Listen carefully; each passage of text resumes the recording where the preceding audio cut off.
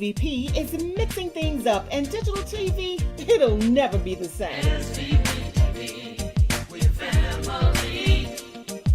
We're gonna repeat for another SVP. Download the SVP app today on Roku, Apple, and Fire TV. Watch us. You know why? We're gonna repeat for another SVP TV. Well, see, when you look at somebody like me, I grew up here. There's nothing you can tell me about Memphis that I don't already know. There's nothing you can tell me about Memphis. From the boardroom to the streets. I don't already know. With Mike from Memphis, man. Together, we can fix things. Really? When you say, I want to be treated fairly, and I want a voice. Yeah. He saw voice. things weren't fair, so he chose to run for mayor. You get up and do something when you really care. It's Memphis 360. I'm with you. In the meantime, It's Memphis 360. In the meantime, in between time, we got folks shooting people up out the frame. And if I said a word, we've become accustomed to people dying in this city. Yeah. It's Memphis 360. Turning the TV on and the news and see our loved ones and see young people that are out of control. And now you see, okay. We talk about incarceration. We talk about the youth. We talk about giving them the ability. We talk about investing in young people and investing in the community. See, I hate ignorance. I hate when people make decisions about things and they make statements and they haven't done their research. How can you fix the problem when you don't even know what the problem is? We need some help in this city. It's Memphis 360. See, I hate ignorance. It's Memphis 360. Man.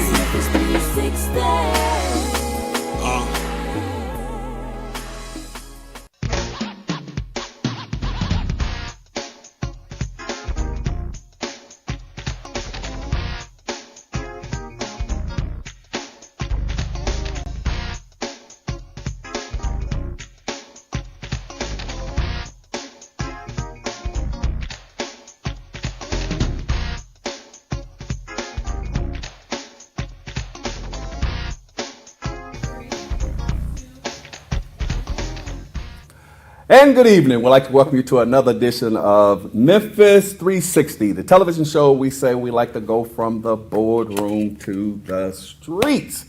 Well, all right, we got a good show for you tonight. I am excited. I'm excited about so many things. Life is just good, to be perfectly honest. But I have mayoral candidate Worth Morgan in the studio. He is running for mayor of Shelby County. He is a current Memphis City Councilman, and he has graciously agreed to come on to the show. Now, I always have to caveat that with, because I want you to know that I did extend an invitation to current County Mayor Lee Harris to come on to the show as well, but he graciously declined, and that's fine. But I'm hearing that he's going to be on the Tawana Murphy show, I believe, in the next couple of days. So you'll be able to tune into SVP TV network to talk to current Mayor Lee Harris. I want to talk a little bit about crime because that's one of the major platform issues for mayoral candidate Worth Morgan. You know, it's so sad, and my heart goes out and my condolences goes out to the young lady's family who was gunned down in her driveway in Whitehaven a couple of days ago. Evidently, the individuals that gunned her down was looking for her car. And, it's interesting because a lot of people thought that the suspect was an African American, and the suspect happened to be Hispanic.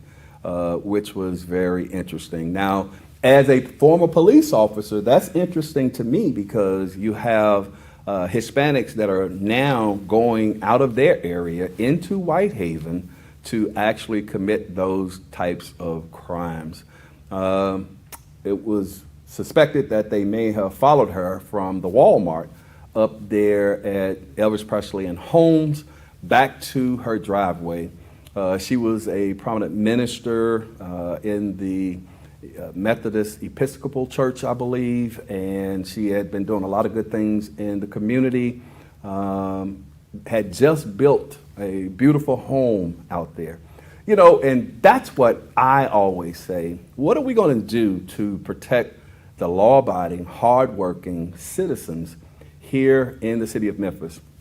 And you will have the opportunity to ask the mayoral candidate, Worth Morgan, those types of questions. We're going to open up the phone lines tonight, too. I already have some questions that people have inboxed me to ask mayoral candidate Worth Morgan, but I also want to open up the phone line so that you that are out there looking at Facebook Live and you individuals that want to call in and ask him questions that you have the ability to do that. And I want to say right now, nobody that comes onto this show or that has come onto this show pays anything. We invite them on because we want to avail them to the community. And we want you to be able to make an informed decision about these individuals that you're voting for. I wish I had more time. I wish I could have invited more individuals that are out there running for these political offices, but I just haven't had the time. And I don't want to do a 15-minute deal with everybody. I want you to get to know these individuals, get to know a little bit of their backgrounds, where they come from, how did they get to where they are. Maybe you too can emulate some of the things that they have done to be able to be successful, positive contributors here in the city of Memphis and the county of Shelby. Because we have a lot of individuals that are running for office. I have already early voted. I've casted my vote. I knew who I was going to vote for. I didn't need a ballot. You know, everybody's putting these ballots out here. That runs me crazy. You know, and I understand some people, you know, live and die by the ballot. But I don't want a ballot because me personally, that's somebody else's opinion of who I should be voting for. I want to vote for somebody that I already know their track record. You know, I watch what's going on the city council. I watch what's going on the county commission. I see who's coming into my community and they're looking out for the best interests of hard-working taxpayers. And, you know, I'm known for speaking out and against what I feel is not right when it comes to our community. I pay a lot of taxes. I've worked 12 jobs, and you know, I've served my country as far as the military. I've served my country as far as the police department, my community, and now I'm serving my country as far as an employee of Shelby County government. So I've earned the right to be able to stand up for what I believe in and to tell individuals how I feel, because I'm not getting any younger. And the city of Memphis is my home. I love Memphis. I've been all over the world, as I always say, but I love the city of Memphis.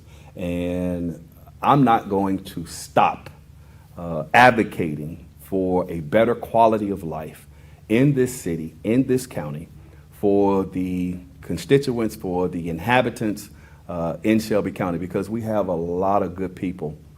And Memphis and Shelby County has so many attributes. We got Beale Street, world famous street. We got our own basketball team, which did really, really well. NBA team did really well last year. We have our own utility. We are the gateway to the West. We sit on the mighty Mississippi. We have a river port.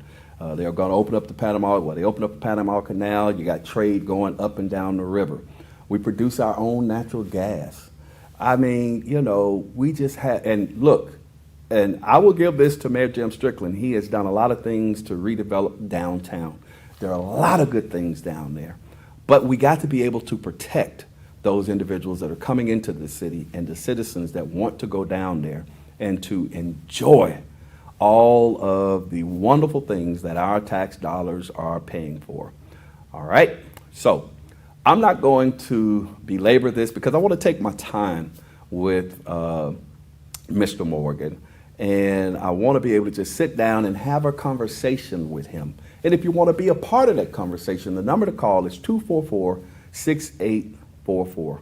That's 901-244-6874. And Angel just put it up on the screen. Yay! All right. So don't touch that dial, and we'll be right back after this commercial break. All right. Hey, don't go nowhere. We're going to get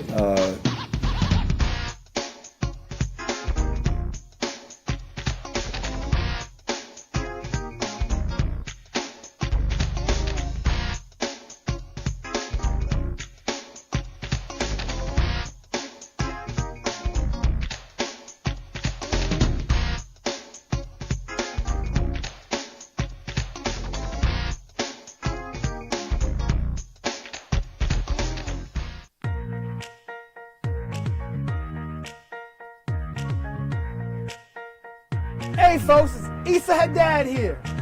I got some good news and a special invitation for you to come see me here at Sunrise Collierville. Come on down, check out my inventory with new, pre-owned, and certified vehicles to choose from. I can get you financed when no one else can. Come on by, bring your family. I treat you like family. Come see me, Issa, here at the #1 dealership in the Mid-South, 4605 Houston Levy Road, Sunrise Collierville. Come on down, check out my inventory with hundreds of vehicles to choose from, pre-owned, new, and certified. Good news from Sunrise Chevrolet. Get in your new vehicle today. Come on in, ask for Issa. Bankrupt, slow pay, bad credit, it's okay. Let Issa put you in your brand new truck or car today when you shop at Sunrise Chevrolet Collierville. And don't forget, ask for me, Issa. For over 20 years, OPOX has been keeping the Mid-South warm in the winter and cool in the summer. OPOX is family owned and operated, so our family will take care of yours every step of the way. And right now you can double up and save. Buy a new AC unit and get 50% off a new furnace to match it. Count on OPOX for fast and professional heating and cooling services. Count on OPOX. And welcome back to Memphis 360, the television show. We like to say that we go from the boardroom to the streets. What's going on, John Covenant? Ask him about working with national nonprofits as a White House intern. I will ask him that, but not right now, John. We're not going to go into that because I like to work my way into it. People are already asking questions on Facebook, and I've already had individuals that have inboxed me questions as well. I'd like to welcome you to the show. Thanks for having me. Well, thank you for so graciously agreeing to come. I really appreciate you taking the time out of your busy schedule. I know, running for mayor, that's a arduous, time-intense task, you know what I mean? It's unlimited. Yeah. It's unlimited. Yeah. You go to bed every night just because you run out of time, not because you got through everything. Okay. Yeah. And on this show, when I invite the candidates on, I just like to have a casual conversation, just kind of chop it up a little bit, keep it kind of low key. We're going to ask you some questions, but I want the individuals out there, because a lot of people don't know Worth Morgan. Mm-hmm. Okay. So my first question to you is, I don't want to talk about, well, first of all, are you a native Memphian? Born and raised. Okay. Secondly, I don't want to talk about Councilman Morgan yet. Mm-hmm. I don't want to talk about mayoral candidate Morgan yet. I want to talk about Mr. and Mrs. Morgan's son. Yeah. All right? Okay. All right. So how was it coming up in the city of Memphis? And tell us a little bit about, what school did you go to? Yeah, so born and raised Memphis. My parents, Alan Musette, two older sisters, and went to PDS and MUS. Okay. And there's no doubt I was born and brought up in, I think I would say, very fortunate circumstances. Okay. Where I was never in a position where I had to worry about where the next meal was going to come from. Right. I had two parents that were always kind of loving and supporting and were there for me. But one thing that kind of shaped my life and has been a big factor ever since I was 10 years old has been my health. It is not something that has always been consistent or there for me. Right. When I was 10 years old, I was diagnosed with a very rare liver illness. I was diagnosed with ulcerative colitis, which was that was more of a gut punch. I would say that the liver illness was much more serious. No known cause, no known cure, no known treatment. And Le Bonheur absolutely stepped in, and we would have gone anywhere. But they had the right ideas and the right people in place that saved my life. Definitely saved my quality of life. Wow. And so that I was, but I was a happy-go-lucky kid, and I was on the playground, and I was doing competitive sports and trying to fit it all in pretty oblivious, I think, to the fact of some of the dangers and realities of the disease. You definitely have to grow up a little faster than you'd want for a kid, and understanding your faith on your own terms, understanding what this life means and what you want to get out of it. Wow. Because that life is not necessarily something that's guaranteed. So I always felt like I was living on borrowed time, and that there was just an appreciation for that. And that if I was with that borrowed time, what was I going to do with my life? What was my calling? And it's always been about service. And that can take a lot of forms for people. It can be through military service. It can be through your faith community. It can be through the nonprofits that we have. And I thought a lot of my work was going to be, with nonprofits, with my faith community, and it just, I won't get into it yet, but I've found a home in public policy as a way to give back to a community that I love with the time that I've got. Wow. But yeah, no, very fortunate. And if you polled my friends and that you ask them what are some of my dominant personality traits, I think competitive would be one of them. Okay. I think maybe to a fault, that I love to compete in every which way. I'm a glutton for information. I'm a big fan of education, reading, debating, digesting, and understanding issues. Right. And I hope they'd say that I'm a fiercely loyal friend as well. I hope those would be some of the things they would describe about me. Okay. So are you married, have children? Yeah, I got married right at the beginning of the pandemic. Oh, wow. March 20th, 2020. Really? We knew that shelter-in-place order was coming down, and so we were supposed to get married in April, and we canceled everything. We're a Memphis girl as well, and we're going to do the big Memphis wedding thing, and we ended up rushing to the chapel with just our siblings and our parents. There were 9 of us instead of a bigger group, and we said our vows on a Friday night and got takeout from Folks Folly as the reception. Look at that. And the moving truck showed up the next day, and the shelter-in-place order for COVID came a couple days later. That's a pretty good restaurant, Folks Folly. Yeah, for that was those good. of you that haven't been, that's a pretty good place to eat at. Okay, so you grew up in Memphis. You attended Memphis schools. So what part of Memphis did you grow up in? Grew up right around the Pink Palace and University of Memphis area. Okay, kind of nice. central Memphis. Okay. Okay, that's nice over there. And live there now and represent that area on city council. What schools did you go to? So went to PDS until 6th grade, all guys school, then MUS, Memphis University School, 7 through 12, and then University of North Carolina for college. Wow. Chapel Hill. UNC. The number to call is 244-6874, 244-6874. If, in fact, you want to talk to mayoral candidate Worth Morgan, there was a break in the internet connection for Facebook for some reason, but it's back up now, so you can go back to that page as well. Hopefully, you guys we're still broadcasting on the SVP TV Networks page. You can also catch this show on Roku, Fire TV, Apple TV, Comcast, Channel 17 on Friday nights at 7 o'clock.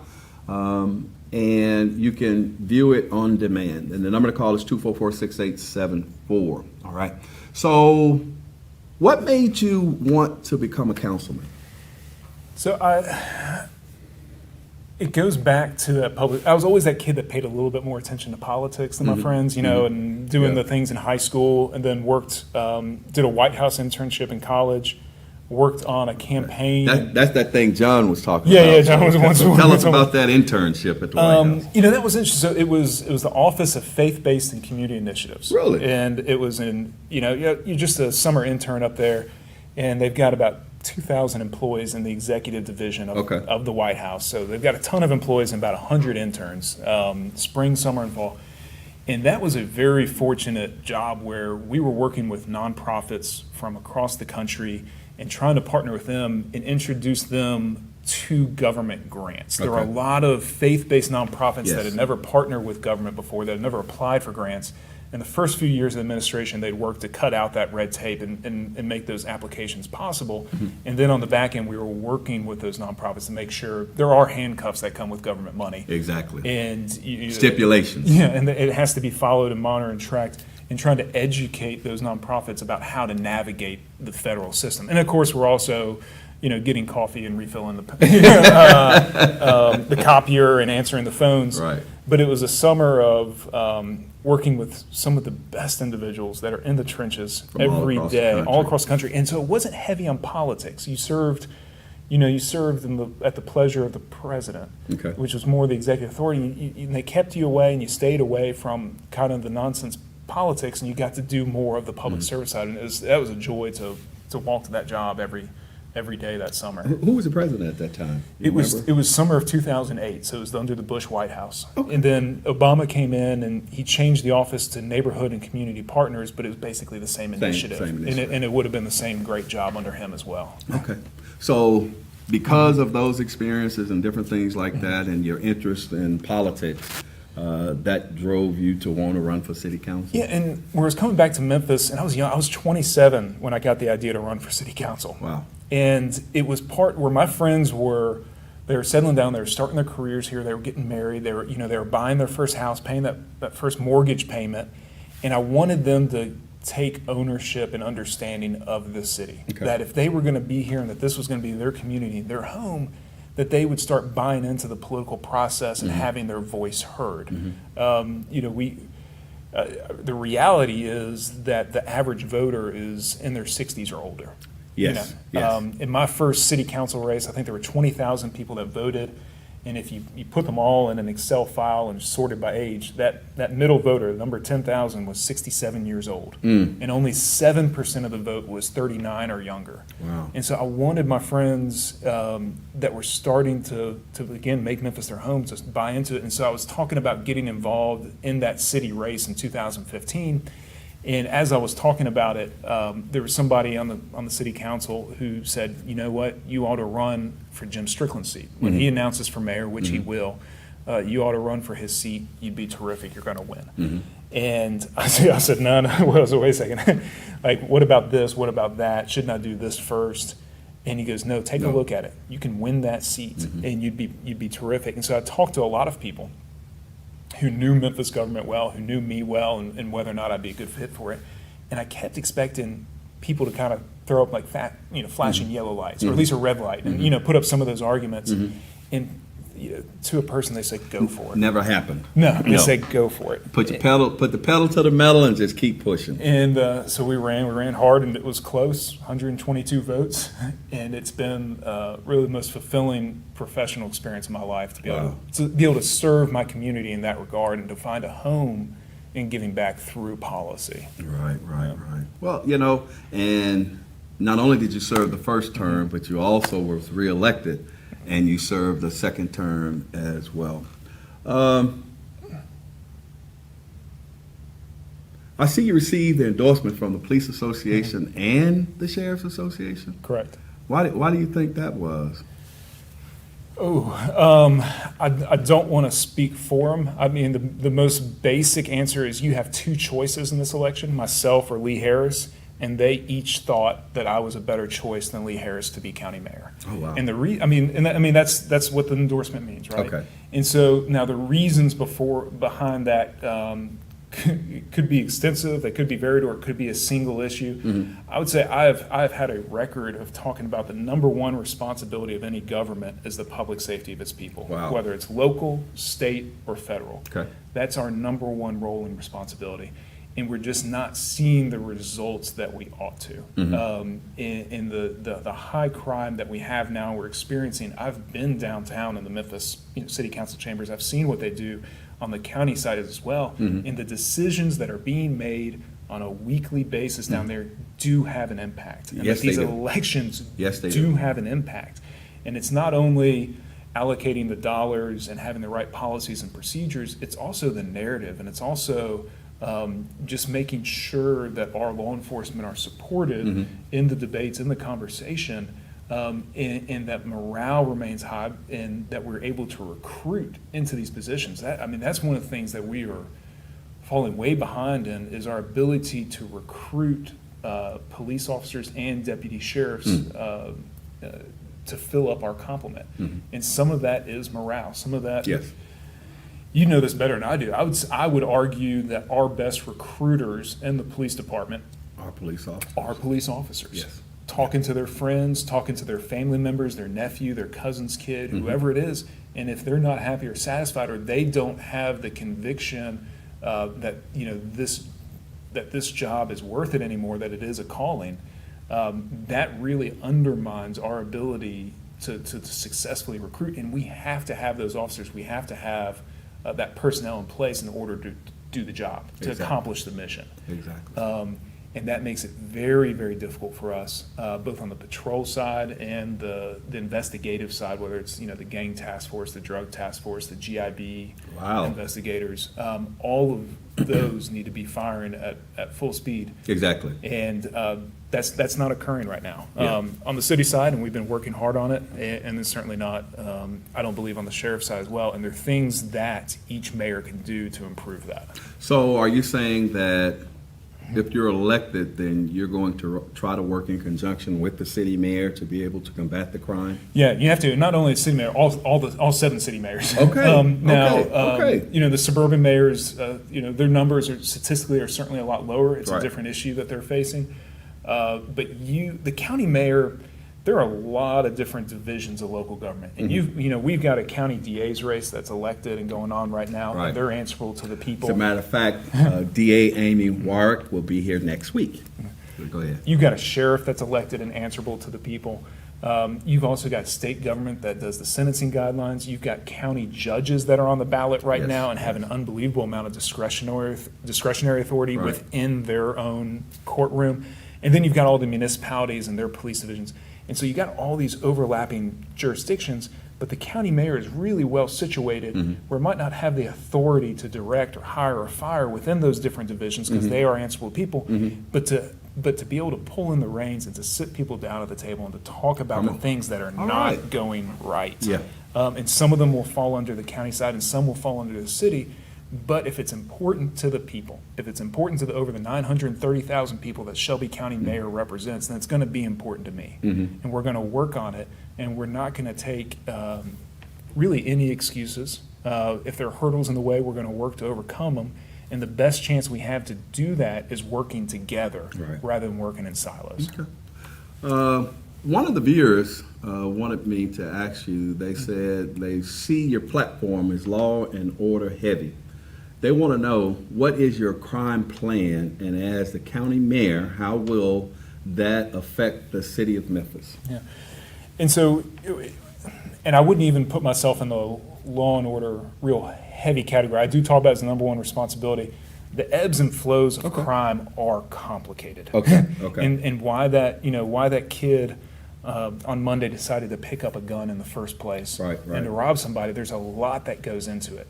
But in terms of the direct responsibilities I like of that. government, there are some levers that we can pull on immediately. And so that's why we talk about the sheriff's department. That's why we talk about sentencing guidelines, whether it be truth in sentencing or working in the DA's office or recruitment in the police department.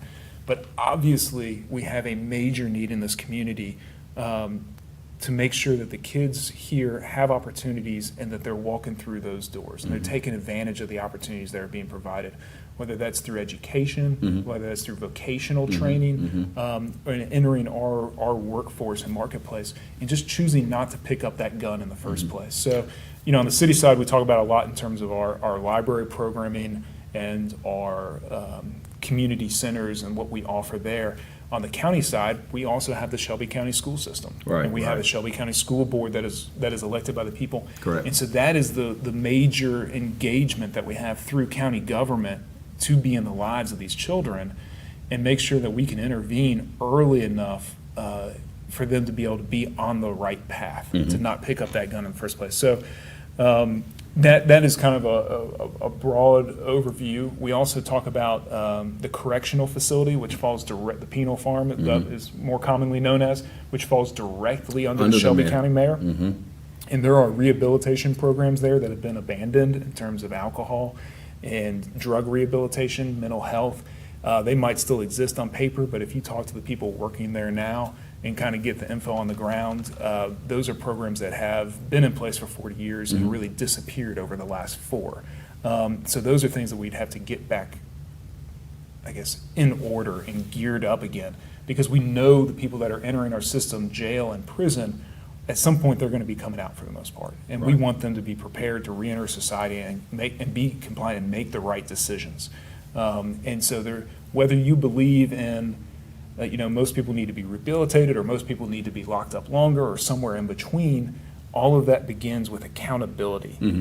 They need to be arrested and held accountable for the crimes that they're committing, and that is the responsibility of the municipal police departments and the sheriff's office to make that arrest and then bring them into 201 Poplar and enter that justice system.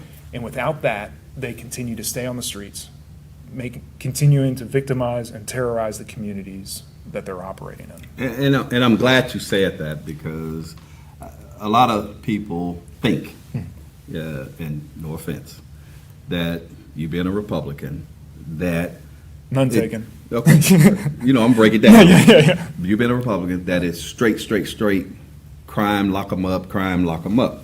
But I'm glad that you said that it's layered. Because I've always stated that, it's poverty, it's illiteracy, it's education, it's all of that. It's not just, because I've never been a proponent of just locking people up, even though I was law enforcement, because I know that I came up in an era to whereas we didn't have a lot. But there were programs in place that allowed me the ability to aspire. There were programs in place that allowed me the ability to know that I too could be successful. And I think a lot of those programs are no longer there. Now, as an individual that pay a lot of taxes, I am not a proponent of just throwing money at the problem either, because I think that money is very valuable, and I definitely want to be able to benefit from some of the tax dollars that I am putting into the system. However, I just think that there are a lot of programs, and I think you have to be specific about those programs, and that everybody out there that has a program, like you talked about the programs that were in the penal farm, on paper, they're there, but they're just shells. And I find, being out here in the community, there are a lot of people that have programs, but they're shells. And for some reason, I see money being directed into these programs, and it's not beneficial to rebuilding the community or what have you. It's good for those individuals and for their circle, but the community overall does not benefit from that. So I hope, as the mayor, you definitely take a closer look at how that money is being distributed out into the community. I hate the fact that a lot of the money is being directed at some of these ministers. I'm going to tell you, because a lot of politicians believe that votes come with ministers. But that ain't necessarily meaning that a lot of that is being directed back into the community as well.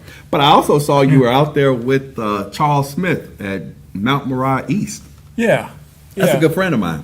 That was that is a good dude. No, that was a joy. That was a really good church service this past Sunday. Right. Wonderful sermon. I'm going to have to go back again after this campaign so I can hear Reverend Smith preach. There's somebody else preaching that day, but no, that was terrific and very warm and welcoming. And a good example of work that we do on the city council that just doesn't, we don't talk about, and I don't bring cameras with me and things like that, is just driving down there, driving by some of the street signs that were tagged by gangs, miles per hour, and right under it was the Crips, and they're signing off. And just, so earlier this week, went back by, wrote down those locations and make sure we change out the signs. Those streets don't belong to the Crips and the Vice Lords, they belong to the community. To the community, to the citizens. And that can't stand. Right.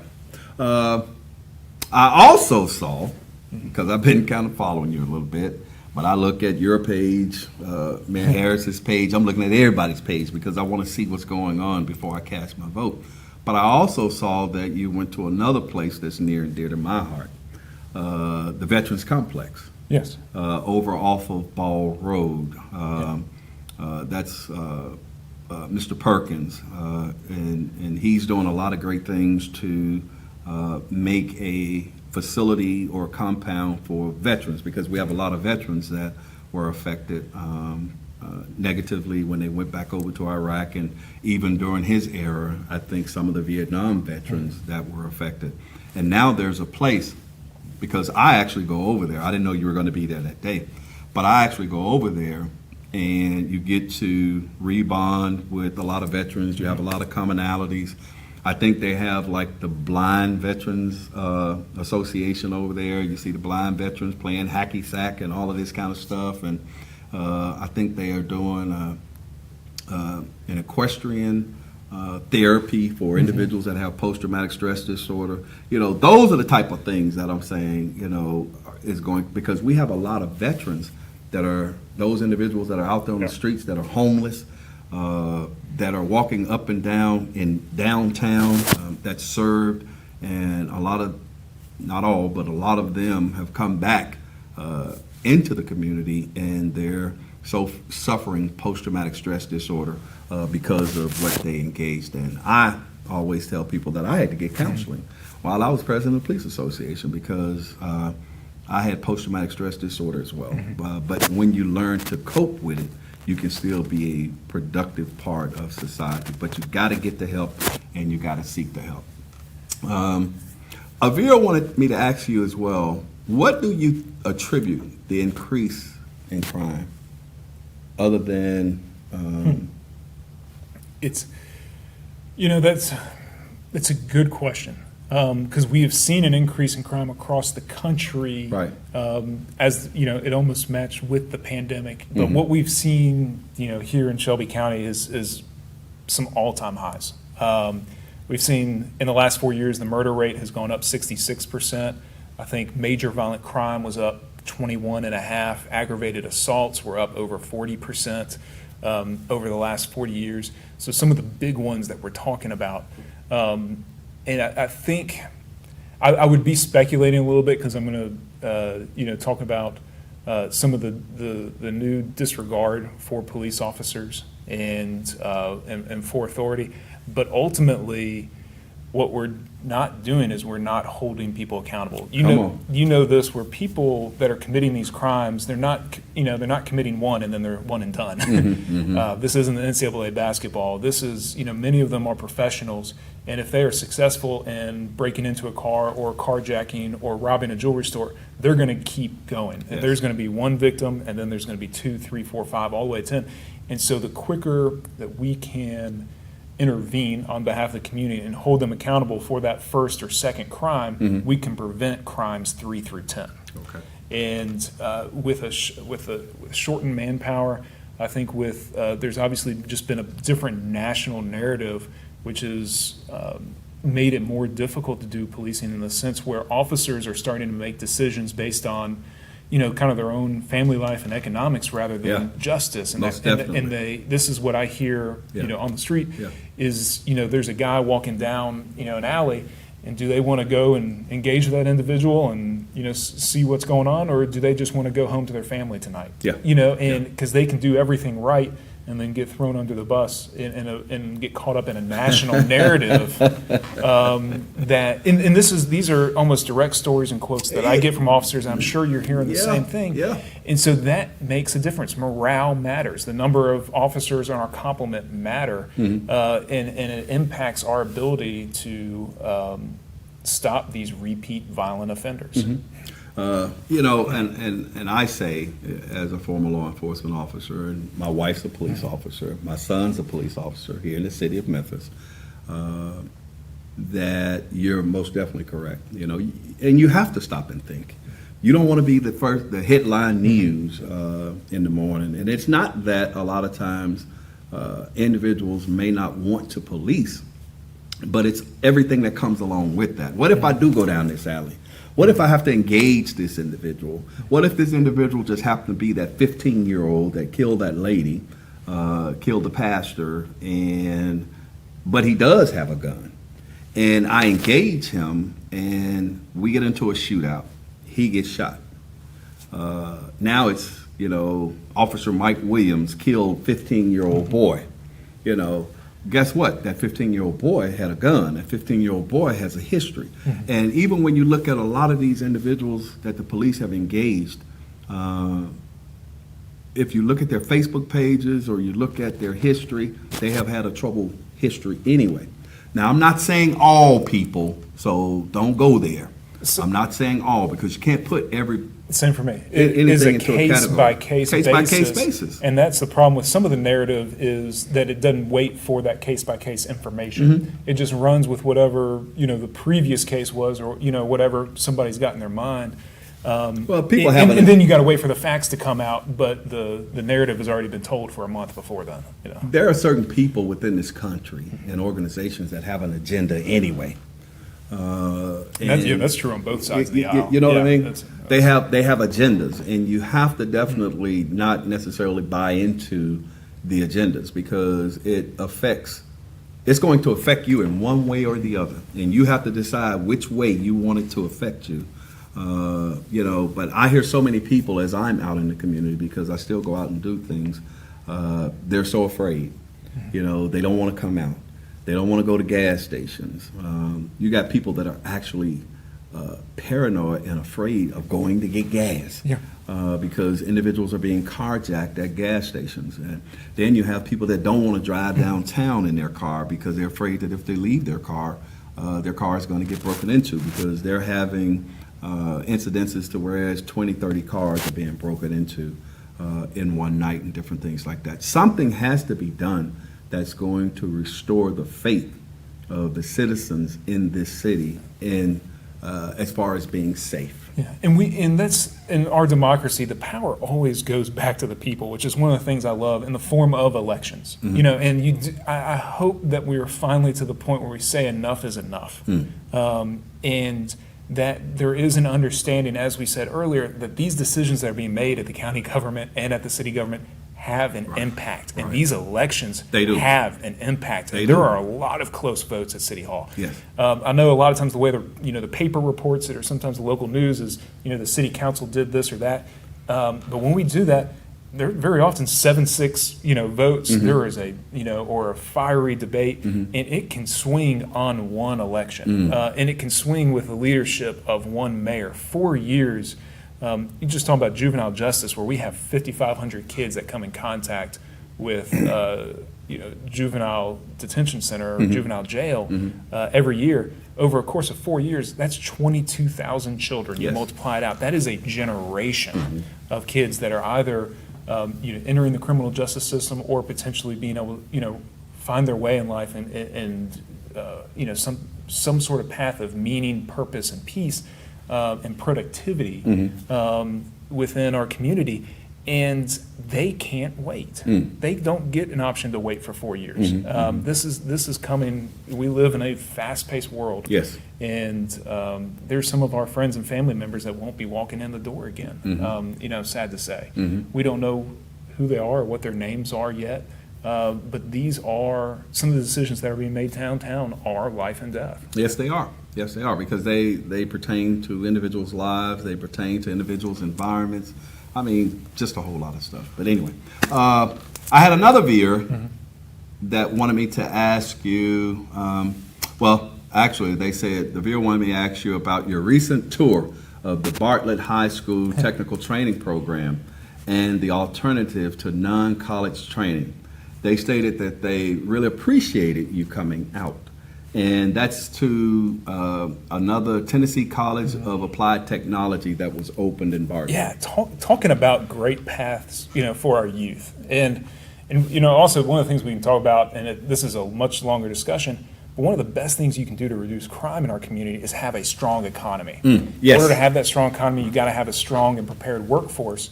And so we have toured, Bartlett High School, which has unbelievable vocational training, about 700 kids per grade. But they are fabricating machine parts. They are doing commercial kitchen training, early childhood training, where they bring in 3-year-olds to the high school to be taught by students. Really? Yeah, surprised me. No. They have software design.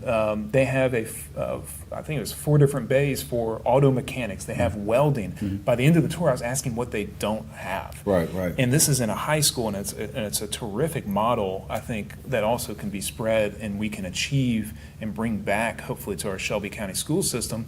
But then you've got, that next level of Tennessee College of Applied Technology, which was a partnership with the state government, where we were able to bring in a lot of dollars and investment from them to put it here, as well as other things that would be in the city of Memphis, like More Tech. We toured More Tech, and they have got some incredible programs, and they have seats available in their school that aren't being filled right now, and they have grants available up to $2,500 for those seats that aren't being filled. So, politicians for years and decades, talk jobs. It's almost to the point where something has shifted over the last few years, and it's really now workforce. We have the young adults in Memphis available to enter the workforce, but they're not being trained, or they're having a difficult time with transportation. We've got to be able to connect them to the jobs that are already in our community that are paying great wages, great benefits. And that's another thing, our transportation system. You and I both, I'm quite sure you're well-traveled as well. And we go to some of these other cities, and we utilize the mass transit system. I go to D.C., I jump on the subway. I go to New York, I jump on the subway. I can get all over the city on the subway, if you want to take that chance. But here in the city of Memphis, when I was growing up, I rode the bus everywhere. And I was able to transfer because you had buses running across each other and different things like that. Believe it or not, I actually took young ladies on dates on the bus to get from North Memphis to downtown. And it wasn't a problem. But now, we have all of these warehouses, all of these jobs that are coming in, and it's an issue for individuals to be able to get from point A to point B. And I'm finding that a lot of the young people, when they run into a little resistance, a lot of times they give up. It's kind of like, nah, that's too much. And we have to make it easy for them. But as we're talking about jobs, there's another good initiative that's coming into this area, Blue Oval. Yes. Jesus. Yes. That's an opportunity. And the next county mayor has got to be prepared for that. Exactly. And has got to be fighting for it. So Blue Oval is the new Ford plant that's coming down the road at mile marker 42. And it will have a lot of distributors that come along with it. The most important ones they'll probably put on site nearby. But there is a Ford plant in Kentucky that is a third of the size. And they have, I think, 200 different, distributors and partners in terms of that plant. So that's jobs. It's jobs. And so are we out there competing for it? And one of the things I want to be for Shelby County is the pitch man, to be out there talking about the incredible story we have, what we can offer in terms of infrastructure, workforce, affordable land and opportunities, and just the life and the businesses that can be built here and be successful. But you've got to have a mayor that is being proactive about it rather than reactive. Because I guarantee you all these other counties are rolling out the red carpet and they're looking at it as well. And they're going to be competing so hard to try to deliver jobs to their community that we have to be ready for it. And this is one of those things that I have to explain to people. We live in a regional economy. Shelby County does have over 930,000 people. And if somebody builds a house in Arlington or Lakeland and they sell it for $300,000, that is good for the city of Memphis. Now, obviously, we don't want an exodus of population and people leaving here, But if we're able to attract new people here and they're moving to Shelby County, well, guess what? They're paying Shelby County taxes. Exactly. And those Shelby County taxes are going to pay for that Shelby County school system, which our kids are going to in Memphis. They're paying for the sheriff's office. It creates, and you yourself, if you live in Memphis, are paying Shelby County taxes. Correct. And so it spreads out that burden for the services that we are delivering at Shelby County that are so important to people, schools, safety, all of it. You know, but one of my concerns is the fact that, and I hope they have training programs or something, internships that come along with this, but you're going to have this Blue Oval Initiative plant coming here into Shelby County, and it's a matter of having individuals qualified. You know, Workforce. We got to get them ready. Yeah, qualified to be able to do that.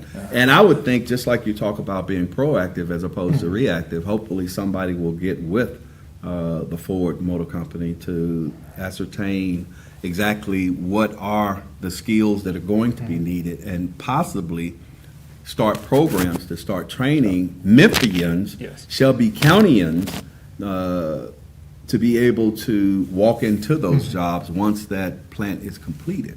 You know, so hopefully somebody will look into that, county commission, somebody, to make sure that, like you said, we don't lose out. Yeah, I think we can find a county mayor to do that. Look, there you go. Done. Another viewer wanted me to ask you about the salaries of the Shelby County employees. Woo. Many have bachelor's and master's degrees and are only being paid $31,000 a year. They wanted to know, would you honestly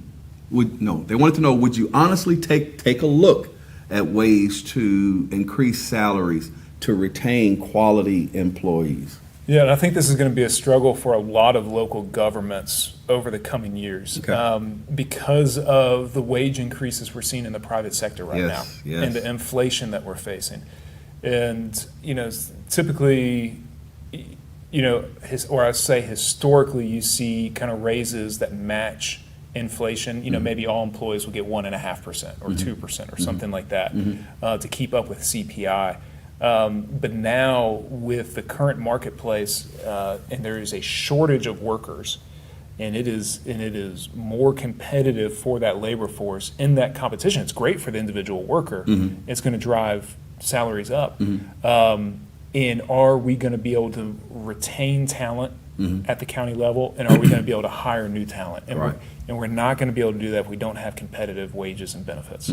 And so I think anybody that, and Shelby County government has thousands of employees, anybody that is running, whether it be government or a private sector employer of that size, is going to have to be very, very tuned in to the local labor market and whether or not they're getting the people that they need to get the job done. Because that's not it's not an acceptable answer to say, you know what, we just couldn't hire enough people. We've had these vacancies in our mechanic shop for years now. We've had these vacancies in the sheriff's department for years, and maybe we should just cut them. No, you determine the services and the needs that have to be accomplished. You find out, kind of what the workforce is to meet those needs, and then you go and accomplish it. And you have to pull out some of those hurdles and stops, anything that's getting in the way of accomplishing the goals and the mission of Shelby County government. So some of that is keeping morale up, and then some of that is the dollars and cents and being as competitive as possible. So it's all on the table for fair discussion. Wow, I got like more questions, but evidently we only have 3 minutes. Jesus, I'll go fast if we do a lightning round. We have just sailed through this. What do you expect for your first 150 days in office, and what are some of your priorities if you're elected? Yeah, so you got to build your team. Okay. And I talk about at that table with me, I need people that are honest, that are capable, and are in it for the right reasons. Honest, capable, in it for the right reasons. And notice I don't say anything about party affiliation. I don't say anything about race, gender, religious background. we need people that are dedicated to the work that's being done. So building the right team and getting those managers in place that can run those divisions is going to be absolutely critical. Right. Obviously, we take a look at the budget, any amendments that need to be done. We're going to be talking about public safety and economic development from the get-go. Okay. So those are the top priorities, and doing a full assessment of the health department, our challenges and needs there, and making sure that we're ready and fit for whatever the next challenge might be. Okay. Real quick, what would you advise young people out there that's going to watch this? How do they become successful here in Shelby County? How they become successful here in Shelby County. So I would say, the easiest way to be successful is work hard. Okay. There you go. Same thing. I say easiest way to win a campaign is to work hard. There you go. There's really no substitute for it, and to be curious and not to be afraid to engage and not know the answers on particular topics, but to reach out to people that do and to learn from them. And I think that makes things a lot easier, but it's high energy, it's work ethic, and protecting your reputation. About me, and I hope is that this has been, this is, and this always will be about public service for me and giving back to the community I love. I would not be running right now for Shelby County Mayor if I thought the job was getting done and done right and well. We have major needs in our community, and we deserve better. We deserve better when it comes to crime. We deserve better when it comes to economic opportunities.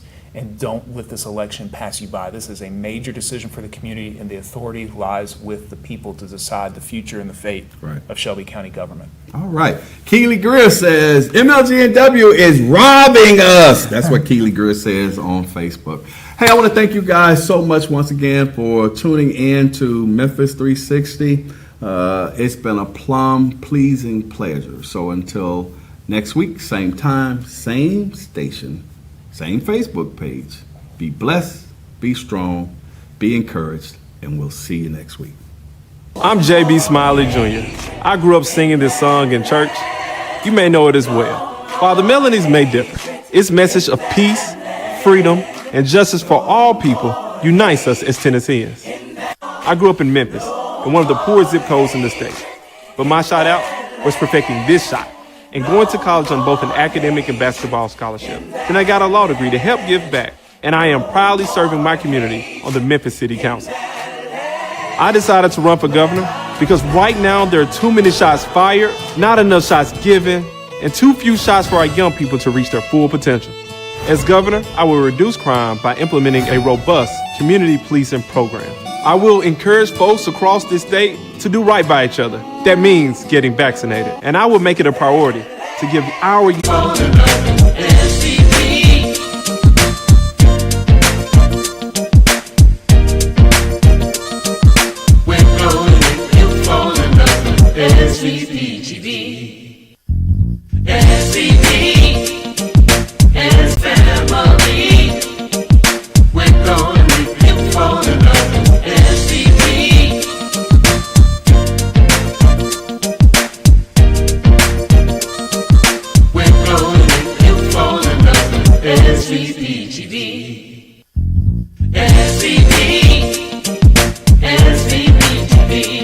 Looking for something new? We thought so. SVP is mixing things up, and digital TV, it'll never be the same.